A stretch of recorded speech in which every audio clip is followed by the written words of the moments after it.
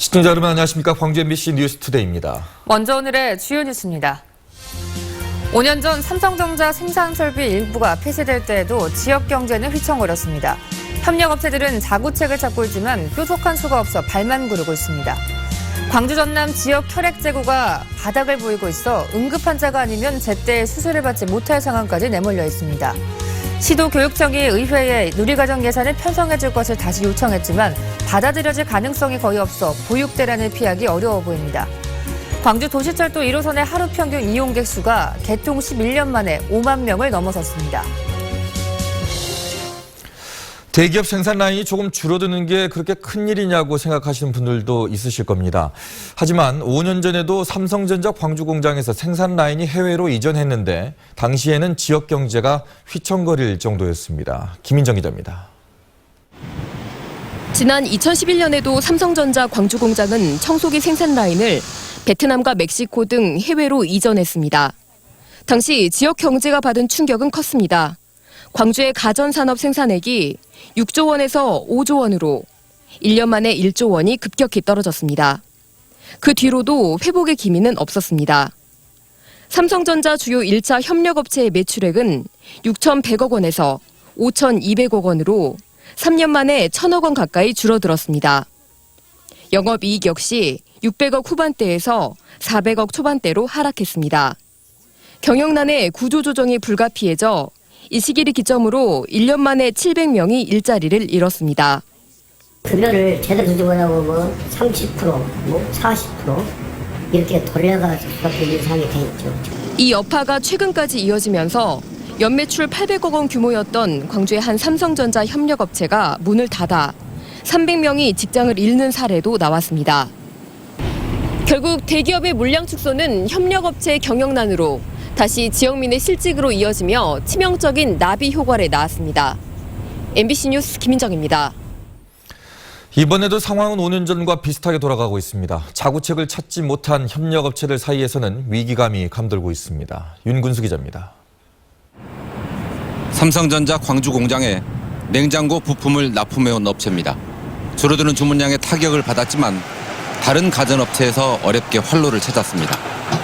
동부대우전자, 이냐 만도, 그다음에 우리가 캐리아 이를 전부 다 지금 개발을 했고 벌써 우리는 벤다를 형성을 했죠. 하지만 가전 분야의 협력업체 중에서 80%에 가까운 소규모 기업들은 자구책을 찾기가 쉽지 않습니다. 물량 감소로 더욱 치열해진 납품 경쟁에서는 좀 더 큰 기업에 밀리고 다른 업종으로 전환하기엔 연구개발 능력이 상대적으로 부족합니다. 어렵게 업종을 바꿔도 또 새로운 판로를 찾아야 합니다.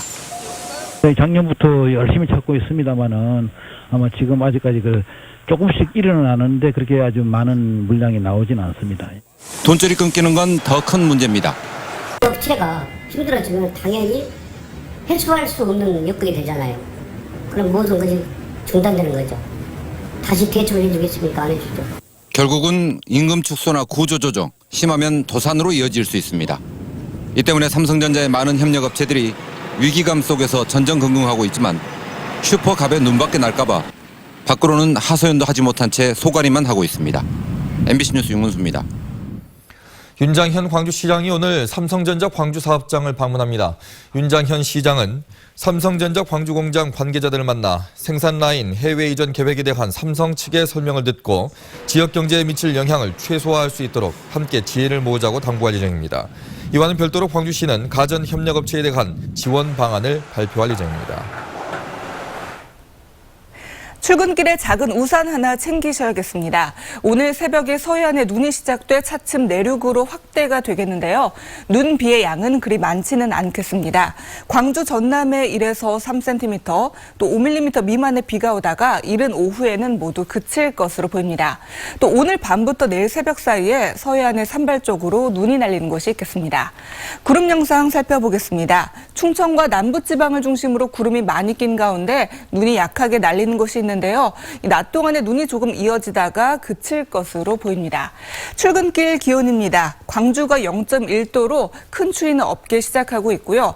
낮에는 어제보다 1도에서 2도가량 낮겠습니다. 무안이 3도, 목포 4도, 영암 5도, 또 그 밖의 기온을 보면 곡성과 구례 4도, 광양 6도가 예상됩니다. 날씨였습니다. 광주 전남에서 혈액대란이 벌어질 위기에 처했습니다. 혈액원에 비축된 양이 이틀분도 안 되는데요. 일부 혈액형의 경우 하루도 못 버틸 정도라고 합니다. 송정근 기자입니다. 병원에 공급하는 혈액 보관 저장고가 텅 비어 있습니다. 다른 혈액형은 거의 없고 B형 혈액만 조금 있을 뿐입니다. 광주 전남 혈액 보유량이 사실상 바닥인 셈인데 채 이틀분도 되지 않습니다. 혈액 수급 위기 4단계 가운데 3단계인 경계 수준으로 상황이 심각해졌습니다. 특히 A형 비축량은 0.41분, O형은 0.71분에 불과합니다. 상황이 이렇게 되자 혈액원은 응급 환자 위주로 혈액을 공급하고 암 같은 만성질환자의 수술은 연기해달라고 요구하고 있습니다. 병원 보유분을 감안해도 이대로라면 일주일 안에 혈액이 동이 나서 수술을 못할 수도 있습니다. 지금 현재 저희들 갖고 있는 거 가지고는 일주일도 안 되죠. 근데 여기에서 저희들이 요청하고 있는 것도 2분의 1에서 3분의 1 이 정도밖에 보충을 안 해주고 있기 때문에 뭐 그때그때 그날그날 사용하는 주체밖에 안 되기 때문에 혈액대란이 우려되는 건 지난해 메르스 여파로 연기된 수술이 몰리면서 혈액 사용량은 늘어난 반면 지난해 광주 일선학교에서 볼고리가 유행하면서 6천 명가량의 학생들이 헌혈을 하지 못해 공급이 줄었기 때문입니다. 저희 지역에서 메르스라든가 또 볼거리라든가 이런 질환들이 저희 그 광주 전남에 많이 있었습니다.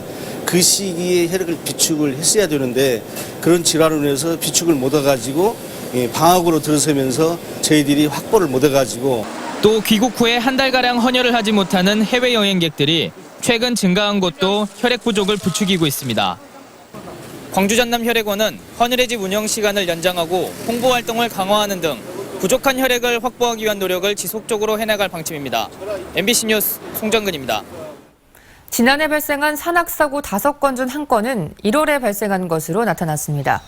광주시 소방본부에 따르면 지난해 발생한 산악사고는 모두 158건이었고 이 가운데 19.6%에 해당하는 31건이 1월에 발생한 것으로 나타났습니다.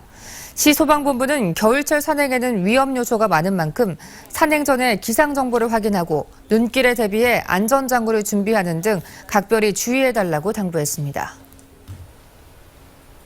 전라남도 소방본부는 최근 기온이 크게 내려감에 따라 오는 20일까지 겨울철 화목보일러 화재 예방 안전관리를 강화합니다. 소방본부는 지난해까지 3년 동안 화목보일러 화재 64건을 분석한 결과 VG가 42건으로 66%를 차지하고 기계적 요인 25%, 그 밖의 원인이 7.8% 순으로 나타났다고 밝혔습니다. 자, 엊그제였습니다. 정부 출연 연구기관에서 의료 서비스의 질을 전국적으로 평가한 보고서를 내놨었죠. 이 자료에 따르면 광주 전남민들은 상대적으로 낙후된 전국 최하위의 의료 서비스를 받고 있는 것으로 나와 있는데요. 스튜디오에 광주 전남 병원협회장을 맡고 있는 류재광 목포 한국병원장 나와 있습니다. 네, 어서 오십시오. 안녕하십니까. 네. 자, 보고서 내용을 먼저 얘기를 해야 될 것 같은데, 이 보고서 내용이 보면 순위가 매겨져 있는데, 네. 광주 전남은 전남이 15위, 예. 그리고 광주가 16위입니다. 예. 최하위예요. 이거를 좀 설명을 좀 해주시죠. 저도 이 표를 네. 어제 입수를 해서 분석을 해봤습니다. 보건사회연구원에서 지금 발표한 표인데 네. 여러분 이 표를 보시면 첫째 1등이 울산입니다. 네. 2등이 서울이고 그 다음이 경상도고 그 다음이 충청도 전라도로 되어 있거든요. 이것은 현재 대한민국 지역적 소득 수준을 그대로 표현하는 것이고 그 소득 수준에 따른 삶의 질을 표현하는 것이지 의료기관의 좋고 나쁨을 표현한 것이 아니라 생각을 합니다. 네. 여기 이 데이터의 이유 분석 내용을 보면은 뭐 출생률, 사망률, 또 사망 원인 네. 이런 것까지 다 분석이 돼 있기 때문에 삶의 질이 좋은 곳은 그런 게 데이터가 더 좋아질 거 아닙니까? 네. 그렇지 의료기관의 질이라 이 표현한 말 자체가 잘못되었다고 생각을 합니다. 네, 그렇다면 그것과는 별개로 지역민들이 느끼는 의료 서비스의 품질은 만족할 만한 수준이라고 생각하시나요? 제가 알기로는 네. 국공립 의과대학병원 중에서 전남대학병원은 상위 수준으로 평가되어 있습니다. 네. 그 서울대학 수준 다음에 전남대가 좋은 걸로 되어 있고 특히 화순 전남대병원 즉 암센터였죠. 이게 처음 설립이 됐는데 지방 암센터에서는 가장 성공한 병원이고 서울에 유수한 아산병원이나 삼성병원 암센터에 버금간다고 의료기관에서는 평가를 하고 있습니다. 네. 특히 병원협회에서도 그렇게 알고 있고요. 네. 그러니까 이 조사를 한다고 보면은 예.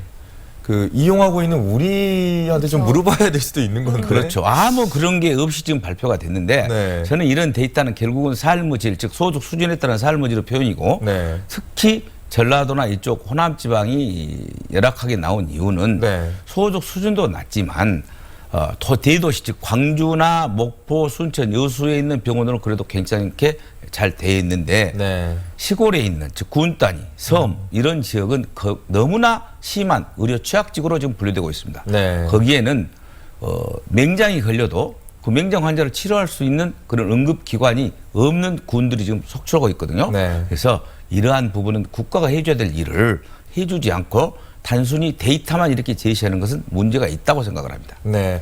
오히려 이제 그 지역적인 특수성상 우리는 섬과 또 산간 또 도서 지역이 많지 않습니까? 그렇죠. 예. 그곳을 이제 회장님께서 얘기하시는 것은 이제 국가가 알아서 이거를 시스템화 시켜줘야 되는데 그걸 못하고 있다는 얘기시잖아요. 그렇죠. 이러한 데이터가 발표가 됐으니까 네. 이 데이터를 보고 어떻게 평준화를 시킨 것을 생각해야 됩니다. 네. 그래서 이 내용을 보면은 이것은 솔직히 1960년대 이전에는 네. 농업이 주가 됐을 때는 전라도가 경상도보다 훨씬 삶의 질이 높았습니다.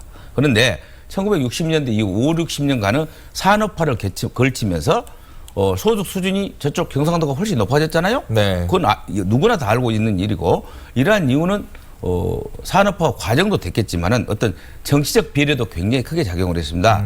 그래서 이 호남 쪽이 이러한 데이터에서 벗어나려고 하면 네. 우리 호남 사람들이 뭉쳐서 어떻게 보면 대한민국을 평준화시킬 수 있는 화해의 장으로 갈 수 있게끔 하려면 우리 전라도가 뭉쳐야 네. 우리한테 손을 내밀고 화해의 장으로 이끌어주지 않겠냐 이런 생각을 갖습니다. 네, 몇 달 전에요. 한국은행에서 이 광주 전남의 의료 자원이 풍부하다라는 이런 보고서를 냈는데 네. 이 부분에 대해서는 어떻게 그건 생각하세요? 맞습니다. 예. 인구 대비로 해가지고 의료 베드수라든가 뭐 이런 그 의료의 절대치를 비교할 때는 상당히 높은 걸로 되어 있습니다. 네. 근데 여기 이 보살인에서 하는 것은 삶의 질의 결과를 갖고 있거든요. 네. 뭐 사망률, 사망원이 이런 것을 갖고 지금 분석을 하는 것이기 때문에 네. 소득 수준이 낮으면 당연히 그런 수준이 떨어지지 않겠습니까? 그래서 결국 이 표우 원명은 의료 질이 아니라 소득 수준의 편차를 보여주는 걸로 생각을 합니다. 네. 그러면 더 이해가 가지 않는 게 네. 광주 저희 먹고 살만한데 왜 광주가 최하위인지는 모르겠습니다. 이해가 가지 않는데. 그런 이제 광주와 전남 차이에서 네. 약간의 퍼센트는 있지만 이 전라도를 묶었을 때 전부 제일 아래지 않습니까? 이렇게 표현을 해야지 네. 몇 퍼센트 차이를 가지고 왜 이렇게 됐냐 그걸 정확하게 표현할 수 있는 표현은 없다고 생각합니다. 네. 자, 그럼에도 불구하고 이제 우리 지역 같은 경우에는 이제 천혜의 자원이 있고 네. 또 방금 얘기하셨지만 한국은행에서 발표한 또 의료 자원도 풍부하고 그렇기 때문에 이제 의료 관광화에 지금 열중을 하고 있는데요. 네. 예. 회장님께서는 어떻게 생각하십니까? 의료 관광이 이제 대두가 돼서 작년 말에 해외 환자 유치법, 즉 국제의료법이 통과됐기 때문에 이제 네. 앞으로 굉장히 활성화될 겁니다. 그리고 우리나라가 먹거리라고 생각을 하는데 우리나라의 이 의료 관광의 대상은 중국과 동남아입니다. 그런데 무안공항이 지금 활성화되지 않았거든요. 네. 중국의 중심이 정주고 그놈의 옆에 있는 게 연운항입니다. 연운항 바로 옆이 목포입니다. 네. 즉 중국의 인구 3분의 2가 이 벨트라인 밑에가 있습니다. 자, 중국 발전이 지금 광주에서부터 일어났잖아요. 광주, 심전, 그다음 주하이, 그다음 홍콩 이런 데 많은 인구가 있기 때문에 이 사람들을 이 무안공항으로 끌어들이면 정말로 좋은 우리가 의료 그 관광을 개발할 수 있고 또 우리 전라도에 좋은 관광정원과 연계를 시켜서 네. 활성화시킬 수 있다고 자신합니다. 네. 오히려 가능성은 우리가 더 가능성이 많다는 높죠. 얘기시죠. 예, 예. 물론 서울 쪽이 더 좋은 질을 갖고 있지만 네. 우리 전라도 무안공항도 굉장히 좋은 곳이기 때문에 제발 광주 전남이 싸우지 말고 네. 무안공항으로 항공을 전부 활성화시켜서 무안공항을 활성화시키면 많은 동남아인 중국인들이 오게 돼 있습니다. 이 사람들을 어떻게 보면 의료 관광화 시키면 됩니다. 네, 알겠습니다. 오늘 말씀 고맙습니다. 감사합니다. 광주시 교육청과 전라남도 교육청이 의회에 누리과정 예산 재심의를 요구했습니다. 하지만 요청이 받아들여질 가능성이 낮아서 제2요청은 상징적 행위에 그칠 것으로 보입니다. 김양훈 기자가 보도합니다. 누리과정 예산 논란이 확대되면서 다시 공은 지방의회로 넘어왔습니다. 교육부의 압박에 광주와 전라남도 교육청이 삭감된 유치원 누리과정 예산을 다시 쓰게 해달라며 의회에 예산 제의를 요청했습니다. 의회는 제적의원 과반수 출석과 출석의원 3분의 2 이상 찬성으로 재심의안을 의결할 수 있습니다. 하지만 시도의회는 여전히 부정적입니다. 광주시의회는 8일, 전남도의회는 다음 달 중순 본회의가 예정돼 있지만 제2 요구안 상정이 불투명합니다. 한번 삭감된 예산을 특별한 상황 변화가 없는 상태에서 통과시키는 데는 부담이 따르기 때문입니다. 유치원 예산 지금 확보가 돼 있고요. 어린이집은 예산이 지금 확보가 안 돼 있습니다. 근데 유치원 예산 먼저 편성해달라는 것은 어린이과 형평성이 안 맞기 때문에 누리과정 예산 제2 요구의 실효성도 의문입니다. 설령 제의가 받아들여지더라도 교육청이 다시 추경을 요구해 예산을 반영해야 합니다. 제의 절차를 거치지 않고 추경 요청을 하면 되는 만큼 제의는 사실상 정치적 의미가 강하고 요식 행위에 그칠 수 있습니다. 제2요구안이 부결되었을 때 저희는 폐기되는 걸로 알고 있는데 이것에 대해서 행정자치부에 다시 한번 유권 해석을 요청해 놓은 상태입니다. 교육청의 제2 요청 자체가 실효성이 없는 데다 정부 지원이 없을 경우 뚜렷한 해법이 없어 보육대란 우려는 점점 현실로 다가오고 있습니다. MBC 뉴스 김양훈입니다. 광주 도시철도 1호선의 하루 평균 이용객 수가 개통 11년 만에 5만 명을 넘어섰습니다. 광주 도시철도공사는 지난해 1호선 이용객이 1,830여만 명으로 하루 평균 5만 128명을 기록해 지난 2004년 개통 이후 처음으로 5만 명을 돌파했다고 밝혔습니다. 특히 광주 송정역은 이용객 수가 하루 2,500여 명에서 3,600여 명으로 1년 만에 40%, 문화전당역은 승객이 8% 이상 늘었습니다. 설을 맞아 광주 지역 백화점 업계가 아르바이트 사원을 모집하는 등 명절 준비에 들어갔습니다.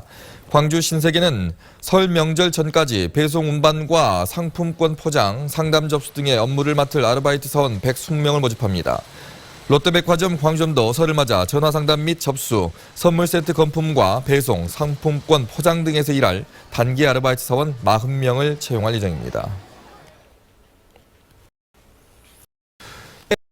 한 장애인 단체에서 관련자 3명이 벌금형을 선고받는 일이 있었습니다. 그런데 여수 씨는 이미 5달 전에 이 같은 내용을 제보받았던 것으로 확인이 됐습니다. 권남기 기자가 취재했습니다.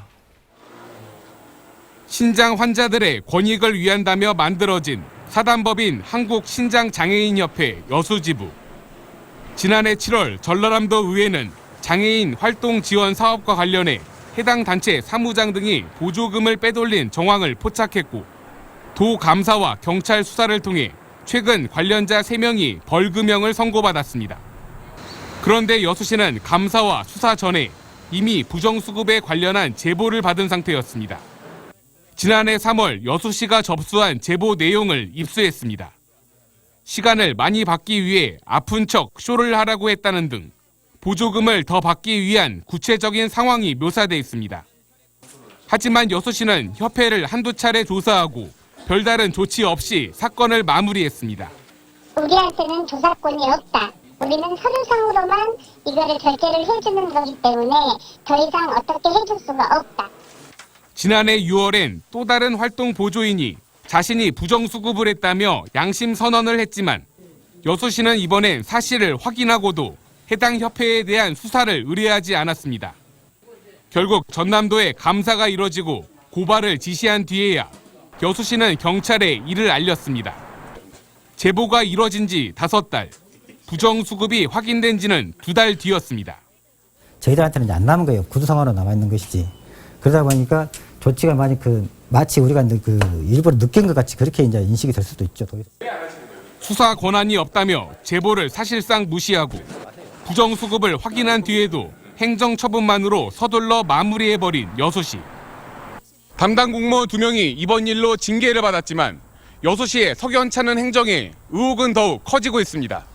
MBC 뉴스 권남기입니다. 예년보다 따뜻한 겨울 날씨로 국내 최대 동백 군락지인 여수 오동도의 동백 개화 시기가 빨라지고 있습니다. 여수시에 따르면 이달 들어 오동도에서 자생하는 50년에서 150년생 동백나무 3,100여 그루 가운데 25%가량이 붉은 꽃망울을 터뜨렸습니다. 여수시는 예년 같으면 오동도 동백나무가 해마다 이달에 개화를 시작했지만 올해는 지난해 12월부터 일부 꽃이 피기 시작해 이달에 만개했다며 벌써부터 오동도를 찾는 관광객들에게 겨울 속 봄 기운을 느끼게 하고 있다고 밝혔습니다. 어제 오후 2시 30분쯤 광주시 광산구의 한 저수지에 빠진 차량에서 44살 A씨가 숨진 채 발견됐습니다. 또 저수지 인근의 한 나무에서는 A씨 아버지가 목을 매 숨진 채 발견됐습니다. 경찰은 A씨 아버지가 평소 잦은 음주로 알코올 중독이 의심되는 A씨를 차에 태워 물에 빠뜨려 숨지게 한 뒤 자신도 스스로 목숨을 끊은 것으로 보고 정확한 사망 경위를 조사하고 있습니다. 여수 유흥업소 여정업원 사망 사건과 관련해 시민사회단체들이 업주에 대한 구속수사를 촉구하고 나섰습니다. 9개 시민사회단체로 구성된 공동대책위원회는 해당 유흥업소 업주를 즉각 구속하라며 어제부터 광주지검 순천지청 앞에서 무기한 1인 시위에 들어갔습니다. 사건을 수사하고 있는 전남지방경찰청은 여정업원을 폭행해 숨지게 한 혐의로 최근 40대 업주에 대해서 사전 구속영장을 재신청했지만 검찰은 또다시 보강 수사를 지시한 바 있습니다.